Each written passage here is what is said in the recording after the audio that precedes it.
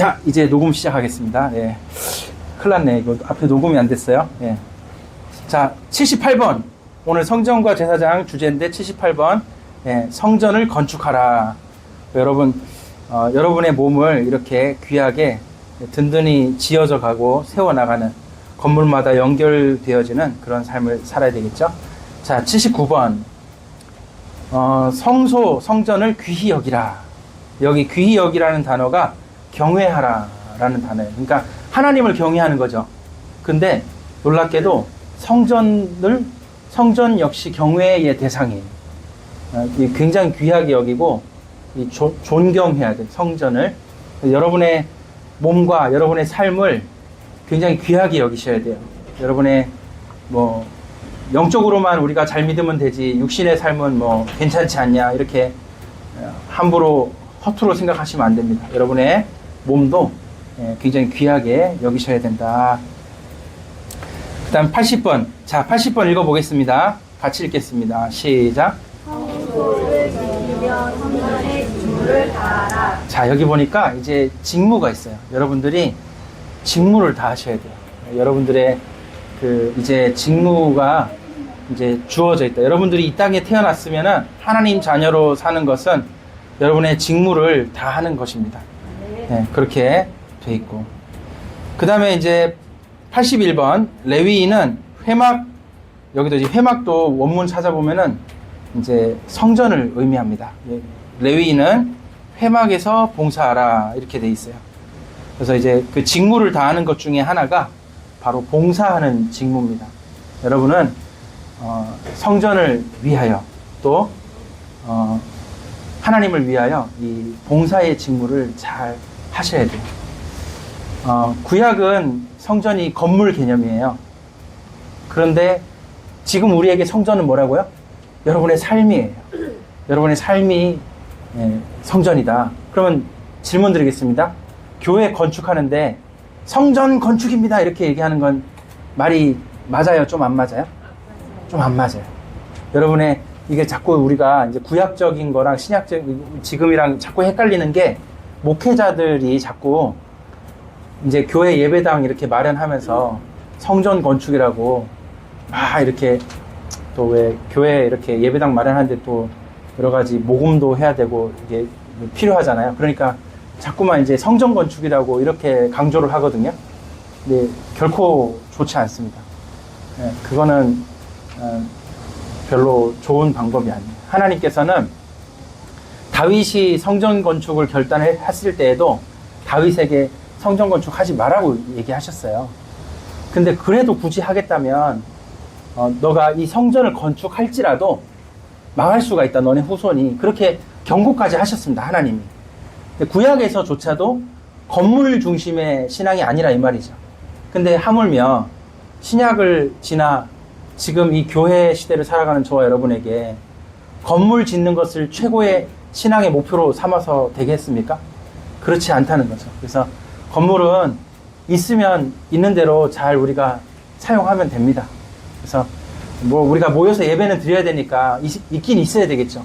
그래서 그거는 우리가 마련은 하기는 하지만은 너무 이 건물에 너무 우리가 막 목을 매거나 굉장히 중요한 가치를 막 너무 의미 부여를 너무 많이 하거나 이렇게 해서는 안 되겠습니다.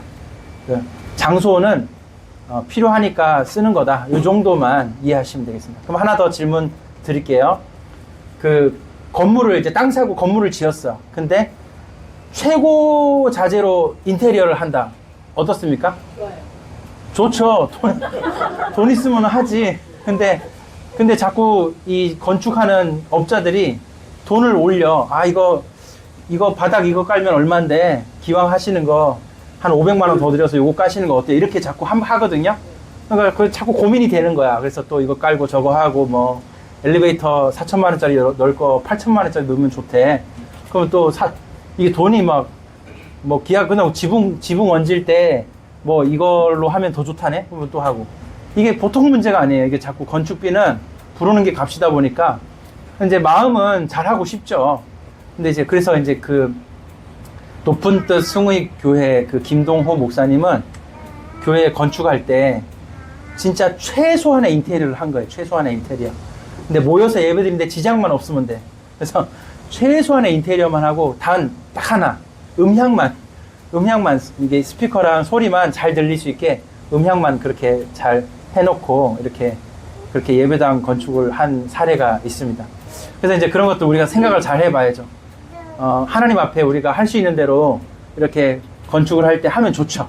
근데 우리가 너무 막 뭐 최고의 인테리어 자재로 막 대단하게 뭐 그렇게 할 수 있으면 좋지만은 뭐 그게 그렇게까지 꼭 해야 되나 이제 이런 생각도 들기도 합니다. 어쨌든 이제 저는 이제 그렇게 이제 말씀 묵상하면서 그런 부분들이 많이 느껴졌고요. 여러분들도 꼭 이런 부분에 대해서 기도하시고 이렇게 하셔야 되겠습니다. 우리가 예배당 건물을 뭐 마련하거나 이런 거 할 때 이제 여러 가지 이제 우리가 헌신을 해야 되고 또 하나님 앞에 진짜 헌금을 들여서 해야 되잖아요. 이게 사실 쉽지가 않아요. 뭐 월세 내는 거 얻으려고만 해도 아니면 은행 대출을 내려고 해도 이자가 얼마며 월세가 얼마입니까? 이게 정말 쉽지가 않거든요. 그래서 그런 부분에서 필요하니까 하긴 해야 되는데 저와 여러분이 기도하면서 한마디로 제가 말씀드리고 싶은 취지가 뭐예요? 너무 건물의 의미를 너무 많이 둘 필요는 없어요. 다만 조금 모이기 좋으면 되고 너무 주차장이 없거나 그럼 우리가 힘들잖아요. 모이기 좋으면 되고 또 우리 엘리베이터도 사실은 하나 있어야 되잖아요. 우리 예배 드리려면은 엘리베이터 필요하신 분 계시니까 이제 그런 거 하나 있는 뭐 그런 장소면 좋겠다 이런 거지. 그 외에 너무 의미를 많이 둘 필요는 없다. 성전이다 이렇게 의미를 많이 두고 성전은 저와 여러분이라는 거죠. 그래서 이런 것들을 잘 기억하시면서 오늘 율법을 잘 배우셔야 되겠습니다. 그 다음에 83번 다 같이 읽어보겠습니다. 시작. 제사장은 무료로 제사를 준비할 수 있다. 자, 제사장이요. 그러니까 레위인이 있는데 다 레위인 전부 제사장이 아니에요. 레위인이 있는데 레위인 중에 제사장이 있어요. 근데 놀라운 사실은 제사장이 돌아가면서 해요. 제사장도 그냥 뭐 몇천 명 있는 정도가 아니고 뭐 10,000명 이상, 20,000명 이렇게 다 제사장이에요. 근데 이 제사장을 24개의 반열로 나눕니다. 24반열로 나누어요, 제사장을. 그래서 그 제사장을 24반열로 나눈 다음에 이 한 반열이 2주 동안 맞는 거예요. 2주 동안 이제 제사를 집례하고 이렇게 합니다. 그렇게 해서 이제 교대로 하게 했습니다. 여러분, 제사장이 그 계속하지 왜 교대로 하게 했을까요? 여러분, 공무원들 보면은 이렇게 이게 학교 교사들도 막 옮겨가면서 하죠. 5년에 한 번씩 옮기고 교대에게 이 교대라는 의미가 그 자기 관할 구역을 옮기는 걸 같이 의미해요. 그 다음에 옮기다 보면은 어느 순서가 오냐면 중앙에 있는 예루살렘 성전을 맡는 그 기간이 딱 와요. 2주. 그때 그 기간에 2주를 맡는 거예요. 그러니까 평소에는 몇 년 동안 요 자기 지역에서 이제 그러니까 제사장이 이제 관할 그 지역의 지방 법원 같은 역할을 하는 거예요. 제사장이. 그다음에 그 관할 뭐 질병 여부도 판단하고 이런 걸 합니다. 근데 그렇게 하다가 중앙에서 이제 제사를 집례하다가 또 다른 지역으로 간단 말이에요. 발령받아서 지역을 옮겨가요. 왜 이렇게 했을까? 비리 때문에? 너무하시네. 여러분, 뭐, 제사장을 이렇게 옮겨 다니게 했다는 거예요. 할렐루야. 이미 분류 나왔어. 저는 이거를 읽어보니까, 참 주여. 자, 이걸 읽어보니까 그거예요. 뭐냐면, 제사장이 지역을 발령을 옮겨가게, 몇 년 만에 옮겨가게 한 것이 이게 어떤 의미가 있을까라고 생각을 해봤을 때, 좀 여러 가지 묵상할 게 많겠더라고요. 그래서 여러분도 꼭 이걸 생각을 해보셔야 됩니다. 해보셔야 되고, 제가 생각할 때는 이 제사장이 지역을 옮겨 다니면서 여러 가지 이제 전체를 볼 수도 있는 것도 있는 것 같고, 뭐 하여튼 여러 가지 좀 생각할 부분이 많이 있는 것 같아요. 그래서 아까 말씀하셨던 그런 그런 이제 죄성에 관한 부분도 있을 것 같고, 그런데 또 여러 가지 제사장의 역할을 이렇게 이제 지역을 옮겨가며 하도록 한 이유를 이제 좀 이제 여러 가지 생각이 든다. 뭐 예를 들어서 그 일부 소수만 계속 그 특별한 업무를 계속 맡도록 하지 않는 것도 이제 어떤 중요한 의미가 있을 것이다. 이렇게 생각이 듭니다. 예. 그래서 그거는 좀 여러분의 그 묵상에 좀 맡기도록 할게요. 이거를 이제 뭐 이래서 그렇다 이렇게 좀 이렇게 딱 정해진 걸 잘 모르겠더라고요. 그래서 이런 것들 때문에 묵상이 많이 필요한 것 같습니다. 그 다음에 이제 84번 레위인과 제사장은 직무를 바꾸지 마라. 그러니까 레위인 중에 제사장이 있다 그랬죠. 근데 제사장이 자기 못하겠다고 그냥 뭐 임의로 레위인 중에 하나 너도 좀 나 대신 해라 이렇게 하지 말라는 거예요. 그래서 서로 이 직무를 뭐 바꾸거나, 그러니까 레위인의 직무는 뭐냐면 잘 들어보세요. 레위인의 직무는 여러 가지 제사장의 보조라고 생각하시면 돼요. 제사장의 보조.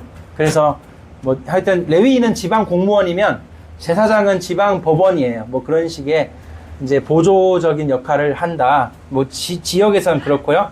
이제 성전에서도 마찬가지. 중앙에 예루살렘 성전에서도 뭐 성막에서도 어떻게 하냐면은 제사장이 집례를 하잖아요. 그러면 레위인이 그의 보조로서 어떤 그 비품이나 뭐 제사 준비를 보조하는 거죠.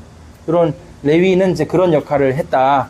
이제 이런 것들을 이제 바꾸지 마라 이거죠. 직무를. 그러니까 지금까지 여기까지만 봐도 직무 하나하나를 굉장히 소중하게 하나님이 직접 다 이렇게 명하시는 걸 볼 수가 있어요. 자, 여러분 오늘 좀 길기 때문에 집중을 많이 하셔야 됩니다. 자, 85번. 제사장 레위인이 아닌 자는 성소에서 일하지 말라. 지금까지 이게 읽어보신 걸 가만히 이제 정리하면 뭐냐면 바로 거룩성이에요. 지금 이 전체에서 성전과 제사장 얘기하실 때 하나님이 요거 얘기하실 때 계속 강조하시는 그 맥락이 뭐냐면 거룩성입니다. 한번 따라합시다. 성전은 나의 삶은 거룩성이 있어야 한다. 여러분의 몸과 여러분의 삶에 뭐가 있어야 된다고요? 거룩성. 이게 지금 131번까지 나와요.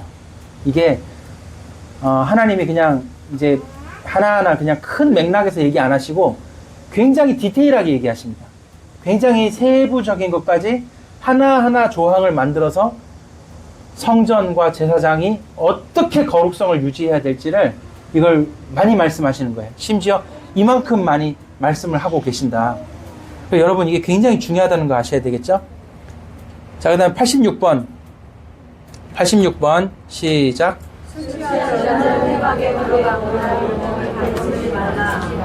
예. 그래서 이제 어떤 목회자는 보니까 이게 한잔 안 하면 막 손 떨리고 그러나 봐. 그래가지고 꼭 막 자꾸 한잔하고 이러더라고요. 진짜 그거는 안 됩니다. 여러분, 목회자가 자꾸 그렇게 하면 안 돼. 하나님 앞에서 예배를 귀하게 여기고 예배를 섬기고 하나님을 섬길 때에는 이렇게 이게 이제 단순히 술을 물론 이제 조금 마실 수가 있겠죠. 근데 이 술 취하는 문제는 달라요.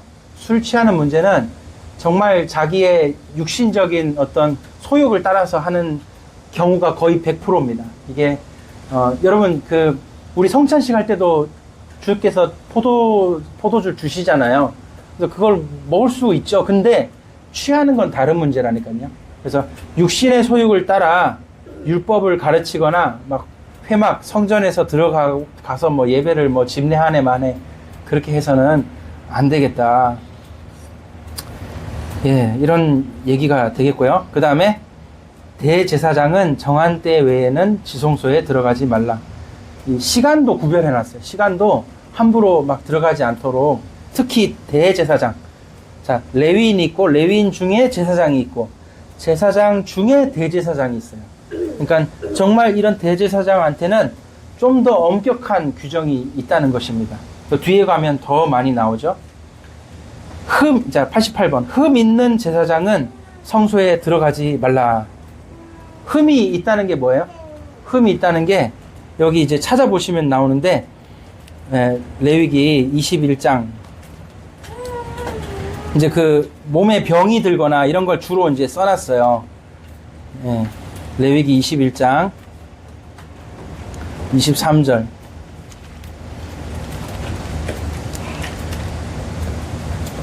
여기 이제 19절부터 보시면 18절, 레위기 21장 18절, 누구든지 흠이 있는 자는 가까이 하지 못할지니 곧 맹인이나 다리 저는 자, 코가 불완전한 자나 지체가 더한 자나, 그 다음에 발 구부러진 자나 손 부러진 자나, 그 다음에 등 굽은 자나 키 못 자란 자나 눈에 백막이 있는 자나 습진이나 버짐이나 고환 상한 자나, 이제 이런 사람들을 이제 흠 있는 자다 이렇게 표현을 했거든요.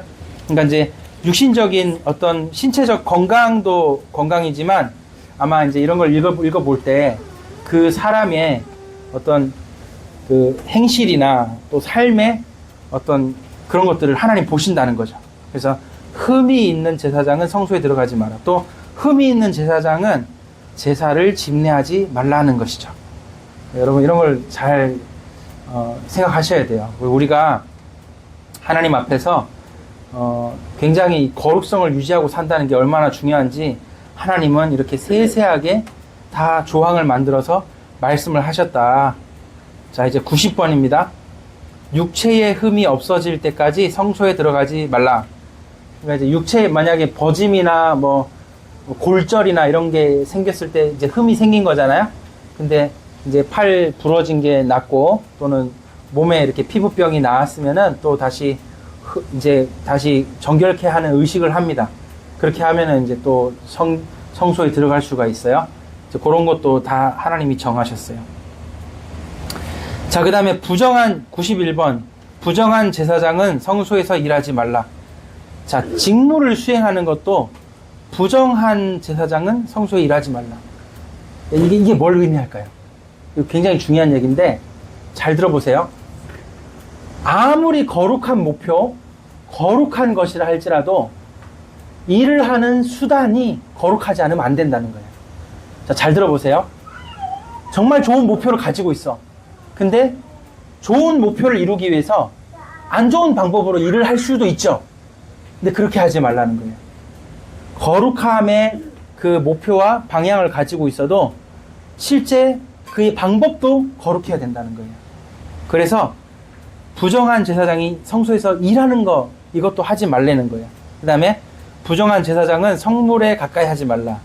이런 걸 하나하나 조항을 따로 하나님이 말씀하셨습니다. 93번, 부정한 자를 진영 밖으로 보내라. 뭐 이제 병 걸리는 것도 그렇고요. 여러 가지 이제 부정한 부분들을 이제 자꾸 언급을 하시고요. 94번, 부정한 자는 성소의 어떤 부분에도 들어가지 말라. 95번, 부정한 자는 레위인의 진에 들어가지 마라. 96번, 제사장은 손과 발을 씻으라. 이제 부정함을 정결케 하는 거에 대해서 얘기하시는 거예요. 자, 어디를 씻으라고요? 손과 발을 씻죠. 예수님이 제자들 어디를 직접 씻으셨어요? 발 씻겨주셨죠. 베드로가 뭐라 그래요? 나 목욕시켜주세요 그랬죠. 근데 그걸 필요 없다 그랬죠, 예수님이. 발만 씻겨주셨죠. 근데 여기 율법에 뭐라고 돼 있어요? 손과 발을 씻으라 이렇게 돼 있는 거예요. 그러니까 여러분, 그 구원받은 하나님 백성이 부정케 될 수도 있어요. 그게 인간의 죄성입니다. 근데 그때마다 손과 발을 씻으며 정결케 하신 율법 조항이 있다는 걸 생각해 볼 때 우리 인간이 구원받았지만 죄성이 있고 때로는 삶에 이렇게 실패가 있고 연약함이 있을 수 있다는 걸 항상 명심하되 늘 주님 앞에 나아갈 때는 발을 씻는 심정으로, 손을 씻는 심정으로 하나님 저에게 정결케 해달라고 이런 삶을 사시길 바랍니다. 요걸 두 글자로 회개라 그래요. 회개. 회개가 굉장히 중요한 구원의 여정이에요. 회개가 없으면 구원 못 받는 겁니다. 성화가 없으면 구원 못 받은 거예요. 나에게 성화가 아니란다. 구원 안 받은 겁니다. 나에게 회개가 없다. 구원이 안 되는 거예요. 회개 빼고 구원을 말할 수 있어요? 없어요? 없다는 거예요. 그래서 손과 발을 씻으라. 심지어 누구도? 제사장도 손과 발 씻으라. 이렇게 돼 있어요. 대제사장 마찬가지고요. 그 다음에 이제 97번. 정으로 다듬은 돌로 제단을 만들 수 없다. 요게 이제 되게 놀라운 조항이에요. 여러분, 성전 안에 그 번제단 있죠, 번제단. 번제단 아주 고급스럽게, 멋있게, 예쁘게 만들고 싶잖아요. 그러면 어떻게 돼요? 정으로 쳐서 이렇게 예쁘게 돌을 다듬어서 만들어야 깔끔하고 이쁠 거 아닙니까? 근데 그거 하지 말아요. 왜 그랬을까요? 왜 이렇게 얘기하셨지? 뭐, 크게 문제가 되나?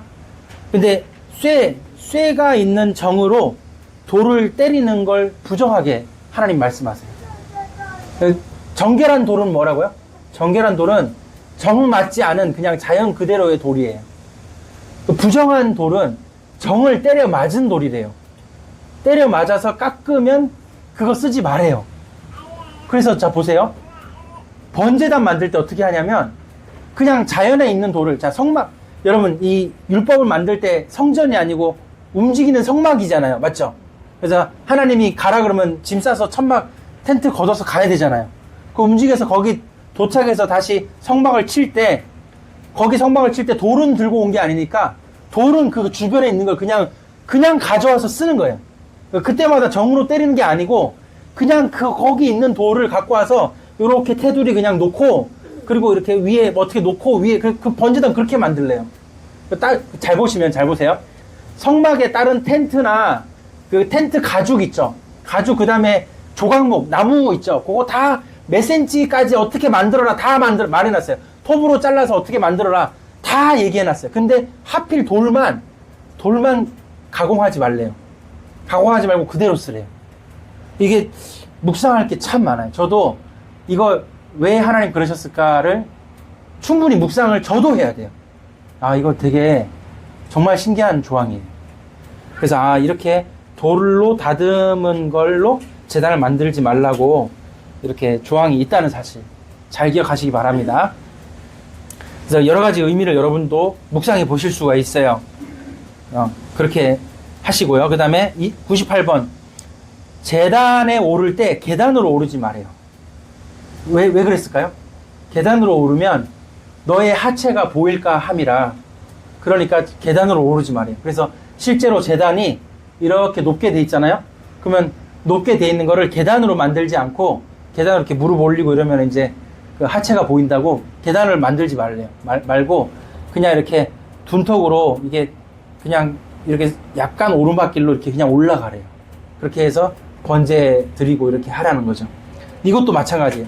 아무리 거룩한 목표와 거룩한 일을 한다고 해도 거룩하지 않은 방법으로 하지 말라는 뜻입니다.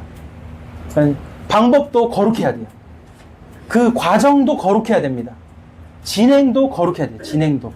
그래서 여러분 이런 것들을 잘 기억하셔야 돼요. 그 다음에 이제 99번 제사장은 등불을 관리하라. 이제 등불을 어떻게 관리합니까?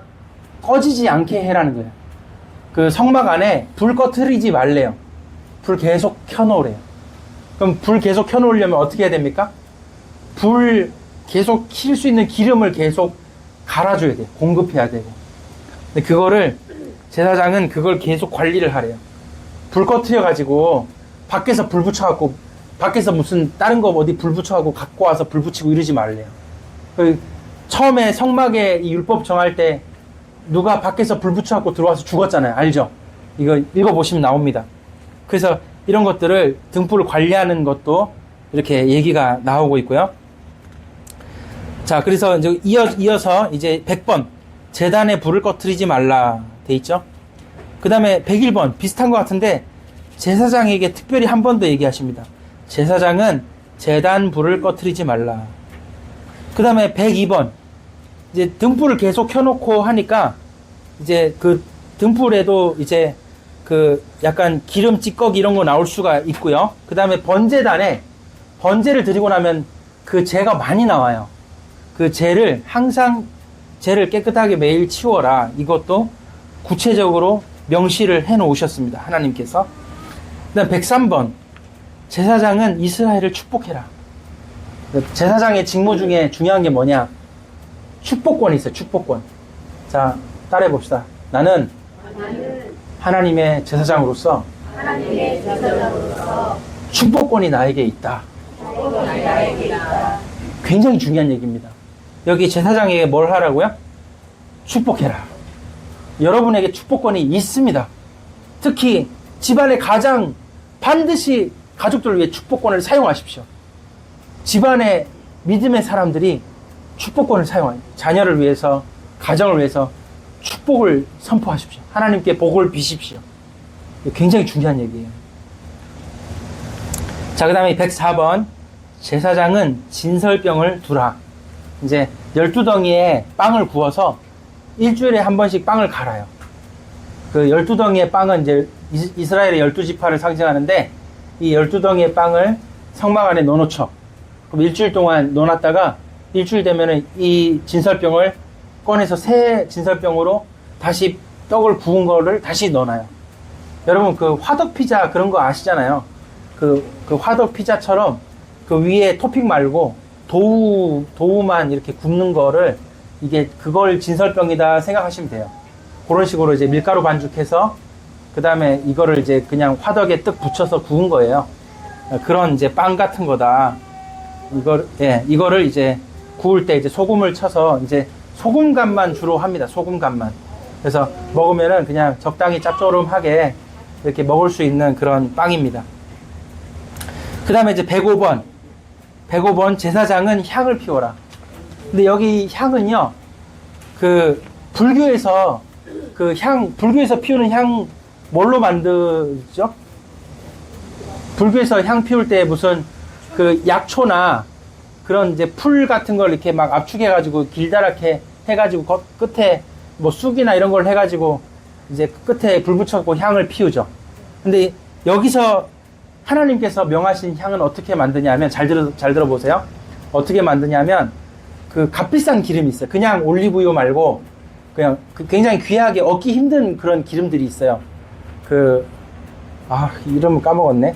그 기름 중에 향나무에서 이렇게 진액을 이렇게 해서 만든 되게 소량만 나온다네요. 그런 소량만 나온 그런 기름에다가 요 기름에 이제 뭐 꽃잎을 빻아서 이렇게 넣어서 약 50도, 60도 정도로 이걸 끓인대요. 그러면 이제 그 기름에 향이 더 배인다네요. 그럼 그리고 나서 또 건져내고 또 꽃잎을 더 빻아서 이렇게 하고 몇 번 한대요. 그러면 이제 이 향이 되게 진해진대요. 이렇게 만든 이제 향입니다. 요만한 병에 이렇게 들어있어요. 근데 그 향 그 한 병에 굉장히 비싸요, 여러분. 그 옛날부터 요거는 굉장히 비싸다 그래요. 보세요. 이게 돌 같은 거는 정으로 다듬지 않기 때문에 주위에 있는 돌을 그냥 구합니다. 근데 향을 피워서 주님께 드리라는 거는, 이게 이제 성막 안에 있는 물건 중에 제일 비쌉니다. 향 일주일 피우는데 얼마 드는 줄 아세요? 약 1,000만 원 듭니다. 일주일 피우는데. 이거를 계속 피워야 돼. 그러면은 이게 적당히 가격 괜찮은 걸로 한 개에 1,000만 원이고, 향 비싼 거는 4,000만 원, 5,000만 원씩 무지하게 비싼 거죠. 거기다 이제 어떤 거는 굉장히 좋은 향이 나는 뭐 동물 기름 뭐 이런 걸로 이제 조합한 향이 또 따로 있고요. 여기 이제 읽어보시면 그 106번 보세요. 자, 이거 106번. 다른 향을 사르지 말라. 그러니까 성막에서 드리는 향이 따로 있는 거예요. 일반적으로 쓰는 향이 아니라는 거예요. 그 다음에 107번. 여호와를 위하여 향을 만드는 방법으로 사람을 위해 같은 향을 만들지 말라. 그러니까 하나님께 바치는 향이 따로 있어요. 이걸 만드는 방법이 따로 다 하나님이 다 정해 주셨어요. 근데 그거대로 하는 거야, 이거는. 근데 이 방법대로 하는 걸 사람에게 해주거나 이러지 말래요. 이거 굉장히 이거 어려운 거예요, 사실은. 이런 향을 이제 꾸준히, 근데 이거 거의 다, 향 만드는 거는 거의 다 수입입니다. 이스라엘 그 토지 내에서 안 나와요. 또, 안 나오는 향이 많아. 이거는 또 값비싸게 수입을 해야 돼. 그래서 그렇게 비싸다는 거죠. 이런 것들을 드렸다. 여러분, 여러분이 성전이고 그 제사장이잖아요. 여러분의 인생을 이렇게 값비싼 인생으로 사셔야 돼요. 여러분의 인생을 어떻게 사시라고요? 여러분의 인생을 값비싸게 하셔야 돼요. 이게 성전의 향을 이렇게 비싼 걸 피우는데, 마찬가지로 우리의 삶도 이렇게 좀 값비싸게 좀 이렇게 가치 있는 삶을 살아야 되겠다. 이런 마음을 잡수시기 바랍니다. 그 다음에 108번 제사장에게 예복을 입혀야 됩니다. 제사장이 입는 예복 이름이 뭡니까? 에봇이에요. 에봇을 입혀라. 이거 이제 아주 좋은 천에다가 이렇게 제사장의 예법에 따라서 만든 옷입니다. 그 다음에 흉패는 이제 12가지 보석으로 되어 있습니다. 뭐 홍마노, 무슨 사파이어, 루비 뭐 이런 거 있어요. 12가지 보석으로 만든 흉패인데 이 흉패를 에봇의 이제 가슴에 붙입니다. 12가지를. 그거를 떼지 마라. 이 보석을 떼지 말아요. 그 다음 110번 대제사장의 옷 윗부분이 찢어지지 않게 하라. 옛날에 옷을 만드는 방식이 어떻게 만들었냐면 옷을 이제 그냥 큰 담요 같은 천 있죠. 천을 그냥 짰어. 큰 담요 같은 천이 됐으면은 반으로 접어요. 접은 다음에 가운데 이렇게 구멍을 내요. 그럼 거기가 머리 쏙 들어가는 부분이야. 그냥 옷 그렇게 만들었어요. 이해되세요? 지금 이해됩니까? 옷 어떻게? 그렇지. 그냥 이 제사장 옷은 까만색은 아니고 이제 하여튼 여러 가지 청록색도 있고 그런데 이렇게 옷이 있으면 그 천을 반으로 접어서 가운데를 이렇게 파요. 그럼 거기가 머리 들어가는 부분이야. 근데 머리 들어가는데 가운데 파고 나면 어떻게 됩니까? 판 자리에 가에다가 이렇게 바느질을 안 했기 때문에 파고 난 자리가 찢어져요. 입다 보면은 어깨 쪽이 제일 많이 찢어진대. 이런 데가 목이 늘어나면서 이런 데가 이제 자른 데가 이렇게 찢어진다는 거죠. 이렇게. 그 찢어지게 하지 말아요. 찢어지면 옷 새로 해서 입으래요. 찢어진 채로 입지 말랍니다. 이런 것까지 하나님이 다 일일이 정하신 거예요.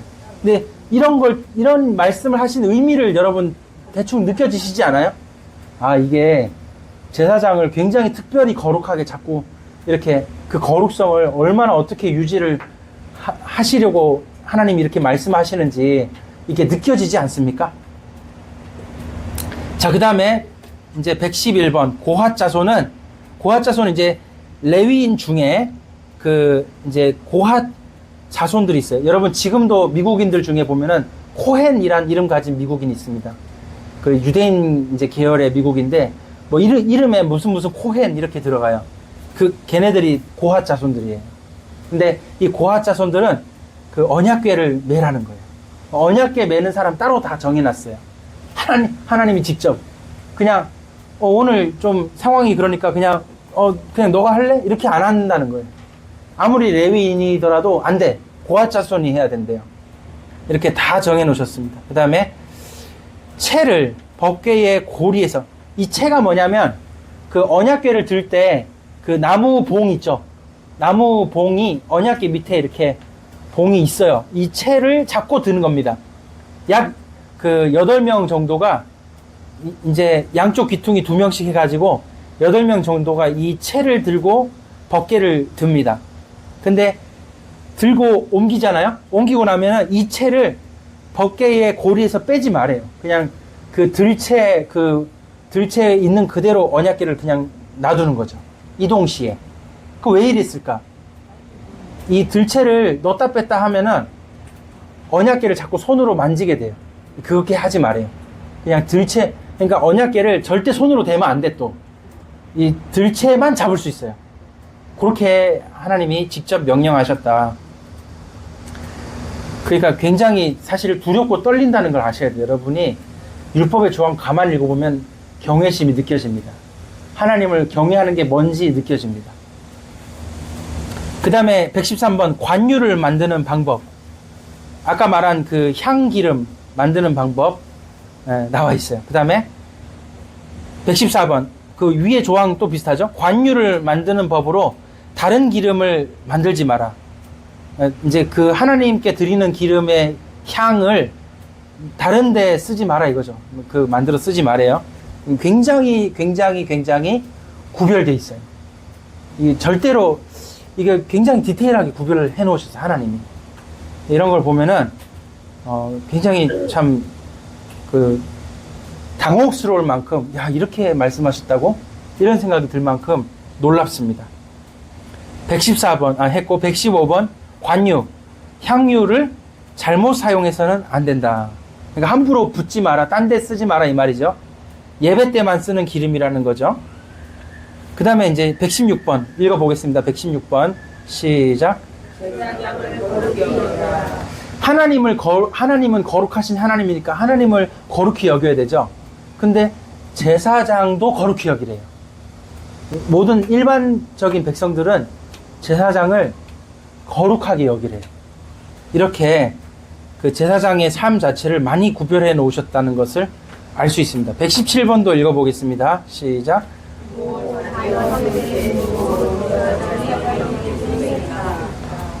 자, 예수님이 마태복음 8장에서 이제 이런 얘기를 하십니다. 어떤 얘기 하냐면은 어떤 이제 서기관이 와서 예수님, 저 예수님 제자 될래요. 그래. 근데 서기관 뭐라 하냐면 제가 아버지의 장례를 끝내고 올 테니까 허락해달라 그래요. 근데 예수님 뭐라 그래요? 장례는 죽은 자들로 하게 하고 너는 나를 따르라 이렇게 얘기합니다. 그럼 이게 무슨 마태복음 8장 찾아봅시다. 안 되겠어. 마태복음 8장 22절 찾아봅시다. 이게 지금 율법을 이해하면은 이 말씀이 이해가 돼요. 자, 마태복음 8장 22절. 지금 우리는 율법을 이해를 잘 못하면은 지금 이 말씀이 뭔 말인지 몰라요. 마태복음 8장을. 마태복음 8장 22절. 자, 18절. 예수께서 무리가 자기를 에워싸시는 것을 보시고 건너편으로 가기를 명하시니라. 19절. 한 서기관이 나와 예수께 아뢰되 선생님이여 어디로 가시는지 저는 따르리이다. 이제 누가 따르겠다고요? 한 서기관이 아주 신실한 유대인이겠죠. 예수님 따르겠대요. 20절. 예수께서 이르시되 여우도 굴이 있고 공중의 새도 거처가 있을 때 인자는 머리 둘 곳이 없다 하시더라. 이게 무슨 말이에요? 야, 너 나 따라오면은 고생 많이 할 거야. 너 십자가 길 갈 수 있어. 이 말이에요. 이 예수님 따르고자 하는, 예수님 제자 되고 싶어 하는 서기관에게 야, 그래, 너 내 제자 되라. 이렇게 얘기한 게 아니고 너 나의 제자 되면 엄청 고생할 텐데 너 십자가의 길 걸을 수 있어. 이 말입니다. 자, 이렇게 예수님 얘기하시고 21절. 제자 중에 또 한 사람이 이르되 주여 내가 먼저 가서 아버지를 장사하게 허락하옵소서. 뭐라고 했다고요? 아버지 장사하고 오겠대요. 그때 22절 읽어보겠습니다. 시작.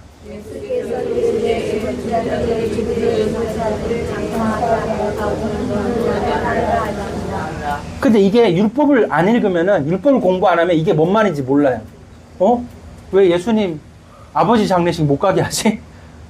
이해를 못 해. 근데 이게 무슨 말인지 아십니까? 이게 바로 제사장의 거룩성을 얘기하시는 거예요. 예수님이 뭐라고 얘기하시냐면 너는 거룩성을 지키는 제자가 돼야 된대요. 그 말입니다. 지금 그 얘기가 여기 보면은, 자, 여기 보면 뭐라고 나와 있습니까? 여기 117번에 부모, 자녀, 형제의 죽음으로 제사장이 부정해질 수 있대요. 그러니까 왜 시체를 만지지 말라고 돼 있죠. 입관하고 발인하고 이럴 때 시체를 만지지 말아야 되지 않습니까? 장례 때. 그러니까 장례식도 가지 말아요. 이게 제사장을 향하여 하나님이 만드신 법이에요.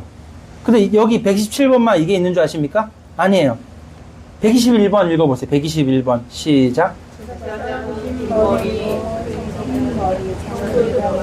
네, 긴 머리로 성소에 들어가. 이게 무슨 말이냐면 장례 기간, 애도 기간에 성소에 들어가거나 그러지 말래요. 장례식을 가지 말되 만약에 지금 집례하는 기간이 아닌 제사장 있죠. 왜 순번 따라서 제사장 돌아가면서 집례한다고 얘기했잖아요. 집례 기간이 아닌 제사장들은 장례식 갈 수 있거든요. 갔다 오는데 성소로 들어간다 그런 거 하지 말아요. 긴 머리는 이제 장례 기간 때 그런 모양이라는 거죠. 그다음 122번. 제사장은 찢어진 옷으로 성소로 들어가. 이것도 마찬가지예요. 찢어진 옷이 또 이게 장례 때 옷을 일부러 찢는 그런 표식을 한다는 거예요. 그런 장례의 표식을 하면서 성소에 들어오지 마라 이렇게 얘기하시고, 여기 129번 읽어보겠습니다. 시작. 대제사장은 어떤 이유에서도 자신을 더럽히지 말라. 어떤 장례나 시체를 가까이 하거나 또는 어떤 술이나 그 밖에 여러 가지 어떤 부정한 것을 이렇게 하지 마라. 이렇게 얘기를 하시는 거죠. 자, 그러면 마태복음 8장에 22절에 예수님이 그 아버지 장례식 못 가게 하는 이유가 뭐라고요? 이게 거룩성이에요. 너는 그리스도의 제자라면 거룩성을 지켜야 되는 거예요. 이게 예수님 하시고 싶은 말씀이에요. 근데 이걸 율법을 공부 안 하면 못 알아들어요. 그러면 이게 보세요. 그리스도의 제자가 그냥 주만 잘 따르고 복음 잘 전하면 되는 게 아니에요. 똑같이 거룩성을 지켜야 되는 거예요. 이게 예수님이 말씀하신 겁니다. 이해되십니까? 그래서 이걸 잘 아셔야 돼요. 이게 하나님의 자녀가, 교회가 거룩성을 지키되 특히 그리스도의 제자라고 말하는 자라면 진짜 이 거룩성을 더욱더, 레위인에게는 요구하시는 거룩성이 있죠. 제사장에게 요구하시는 거룩성 더 높아요. 대제사장은요 더 높아요. 이 거룩성을 그렇게 하나님 말씀하시는데 지금 예수님도 뭐라고요? 똑같이 얘기하시죠. 예수님도 똑같이 거룩성을 유지하라는 거예요. 그게 내 제자가 되는 길이래요. 이해되시면 아멘 하시기 바랍니다. 예. 이 중요한, 오늘 진짜 이거 진짜 중요한 얘기입니다. 이거를 못 알아듣는 사람이 어디 가서 이상한 소리 하는 거예요. 뭐 복음이면 됐지, 뭐 너무 그런 식으로 너는 율법 다 지키냐, 뭐 이딴 소리 하면서 그렇게 사람 이상한 소리 한다니까요. 율법 폐기론자는 언제든지 나타납니다. 율법 폐기론자가 이 초대 교회 때도 나타나서 이 만들어진 사상이 영지주의예요. 뭐 그거 사상적인 설명하려면 복잡하니까 일단 그런데 지금도 마찬가지입니다. 지금도 마지막 때 니골라당, 그 다음에 뭐 이세벨을 따르는 자들, 또 발람의 어그러진 길을 가는 자들 막 나타난다. 요한계시록에 예언을 하고 있습니다.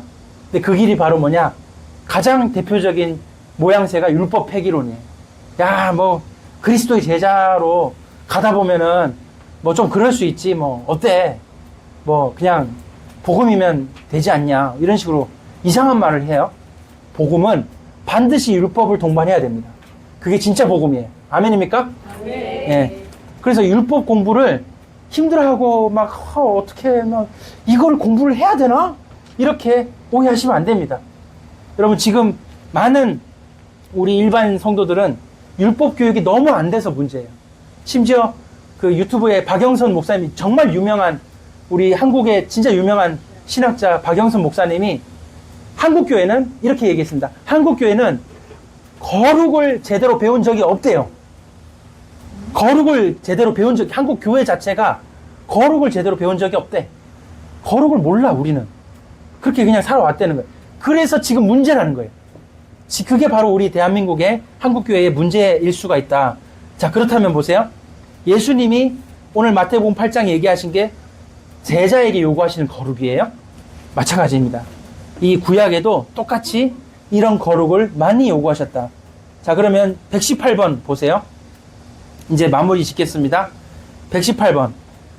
제사장은 기생과 결혼할 수 없다. 119번. 제사장은 부정한 여인과 결혼할 수 없다. 120번. 제사장은 이혼당한 여자와 결혼할 수 없다. 세 개 다 결혼. 여러분, 여러분이 인생을 살면서 삶의 행실에, 잘 들으시기 바랍니다. 이 진짜 중요한 게, 삶의 행실에 가장 중요한 게 결혼입니다. 내가 뭐 어떻게 뭐 무슨 행동을 하고 뭐 거짓말하고 뭐 어쩌고 진짜 다 하나님 앞에 바로 서야 되지만, 우리가 인생을 살면서 딱 한 번 우리의 행실에 있는 가장 중요한 이벤트가 결혼이에요. 그 결혼이 어떠하냐가 굉장히 중요하다고 지금 제사장들에게 얘기하는 거예요. 여러분 지금 여러분이 제사장의 정체성을 가지고 있잖아요, 지금요. 이게 정말 중요한 얘기예요. 그래서 지금 결혼에 대해서 이렇게 3단 콤보로 말씀하신다. 자, 그죠? 그 다음에 근데 여기 지금 제사장에게는 기생, 부정한 여인, 이혼당한 여자 이렇게 얘기했죠? 125번 보세요. 125번 보면은 거기에다가 더해서 대제사장은 과부 안 되고 첩 안 되고 처녀 장가를 가야 된다라고까지 얘기하십니다. 그 재혼도 안 된대. 안 돼. 굉장히, 그러니까 결혼이 어떻게 굉장히 엄격하다. 그러니까 예를 들어서 제사장들 쭉 있는데 이번 올해 대제사장 한 명 뽑아야 돼. 그러면 기준이 뭐예요? 결혼은 어떻게 했는지 그거부터 찾아보는 거야. 와이프 어떻게 되시는지 찾아보는 거야. 그래서 결격 사유가 있잖아요. 그러면 후보 땡 탈락이야. 이렇게 진짜 그렇게 합니다. 그러니까 제사장에게 거룩의 기준이 이만큼이라면 대제사장 그 위에 있는 거예요. 이렇게 정말 하나님은 인간이 물론 나약하고 연약하죠. 그러나 하나님은 인간에게 거룩을 요구하십니다. 하나님이 요구하시는데 어쩌라고? 그럼 요구하시는데 우리가 그렇게 살아야지. 뭐 어떻게 합니까? 우리가 아유 요즘 시대에 어떻게 그렇게 살아요? 그냥 하나님 적당히 넘어가셔야지. 그렇게 우기실 거냐 이거예요. 구약의 하나님 지금 하나님 아니십니까? 지금 하나님이십니다. 예수님은 그 하나님의 뜻을 온전히 이루시는 분이십니다. 근데 우리가 거룩에 대해서 제대로 배워본 적도 없으면서 대충 하고 율법 이런 거 얘기하면은 은혜가 안 된다 그러고 이상한 소리 하면 안 된다 이거죠. 여러분들이 이런 것들 잘 배우셔야 된다. 자, 그래서 128번 대제사장은 몸을 더럽히지 말라. 몸, 바로 우리 지금 성전입니다. 그러니까 구약의 그 개념이 사실 지금과 연결되는 거예요. 구약은 하나님이 거하시는 장소로서의 그 성막 성전의 그런 개념이었어요.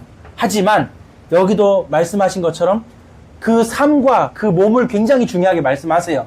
근데 신약 와서 보니 우리의 삶이, 우리의 몸이 성전이래요. 그럼 맥락이 같잖아요. 그렇게 해서 지금 우리에게 이런 거룩을 요구하신다 이거죠. 거룩이 중요해요? 안 중요해요? 중요해요. 이게 율법주의예요? 율법주의 아니에요? 율법주의 아니에요. 나를 살리는 율법이라고요. 율법은 복음이라고요. 이게 왜 안 중요합니까? 고만 열받겠습니다. 네. 자꾸 열받으니까 안 되겠어. 예. 예. 자, 그래서 이제 마무리 짓겠습니다. 대제사장은 129번 대제사장은 어떤 이유에서도 자신을 더럽히지 말라. 그 다음 130번 보십시오. 130번 레위 지파는 기업이 없다. 레위 지파는 자기 재산 소유가 없어요. 기업이 없다. 물려받는 게 없다. 상속받는 게 없습니다. 그 다음에 131번 뭐라고요? 레위 지파는 분깃. 분깃이 뭐냐면 전쟁 후의 전리품이에요. 이것도 얻을 수 없다. 이렇게 돼 있어요. 자, 우리 마지막으로 고린도전서 9장 13절 찾아봅시다. 이게 이제 고린도전서 9장 13절에 연결돼 있거든요.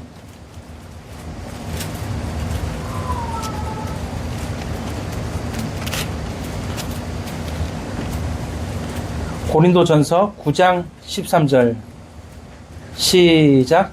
성전의 일을 하는 이들은 성전에서 나는 것을 먹으며 제단에서 섬기는 이들은 제단과 함께 나누는 것을 너희가 알지 못하느냐. 그러니까 레위 지파는 재산 없어요. 근데 어디서 그럼 먹고 살아요? 성전에서 일하는 사람은 성전에서 나는 것을 먹으래요. 그래서 이제 저같이 목회자이면서 일단 자기 생업을 하잖아요, 저는. 그럼 이제 제가 돈 벌어서 일단 사는 건 바울도 그렇게 했으니까, 바울도 천막자는 일 하면서 돈 벌고 했잖아요.